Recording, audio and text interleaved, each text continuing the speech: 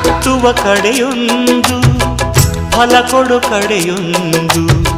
ಸಾಗರದಲ್ಲಿ ನದಿಗೆಂದು ಸಂಗಮವು